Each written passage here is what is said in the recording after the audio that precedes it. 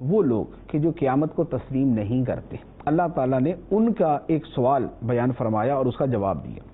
فرمایا وَإِن تَعْجَبْ فَعَجَبٌ قَوْلُهُمْ أَإِذَا كُنَّا تُرَابًا أَإِنَّا لَفِي خَلْقٍ جَدِيدٍ أُولَئِكَ الَّذِينَ كَفَرُوا بِرَبِّهِمْ وَأُولَئِكَ الْأَغْلَالُ فِي أَعْنَاقِهِمْ وَأُولَئِكَ أَصْحَابُ النَّارِ هُمْ فِيهَا خَالِدُونَ۔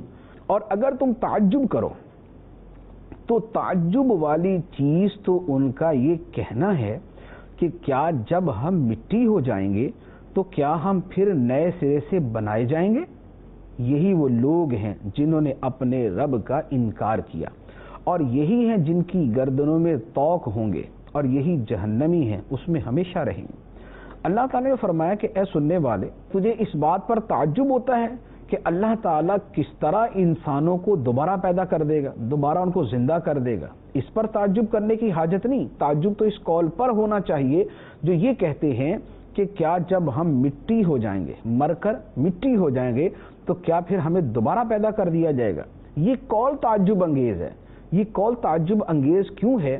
یہ قول اس لیے تعجب انگیز ہے کہ دوبارہ پیدا کیا جانا کوئی اتنی بڑی بات نہیں ہے کہ جس پہ حیرت کا اظہار کیا جائے۔ کیوں؟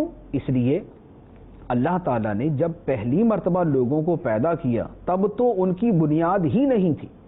جب پہلی مرتبہ پیدا کیا تو انسان کی بنیاد ہی نہیں تھی، بغیر کسی میٹیریل کے اللہ تعالیٰ نے عدم سے وجود بخشا، پیدا کر دیا، اور قیامت کے دن جو دوبارہ پیدا کرنا ہے اس وقت تو ان کے بدن کا کچھ نہ کچھ حصہ موجود ہوگا، اور اللہ تعالیٰ اسی کے اندر دوبارہ روح ڈال کر اور بدن چڑھا کے اس کو دوبارہ زندہ کر دے گا۔ تو جو پہلی مرتبہ بغیر کسی سابقہ مثال سے پیدا کرنے پر قادر ہے، وہ بنی ہوئی شے کو دوبارہ زندہ کرنے پر کیوں قادر نہیں؟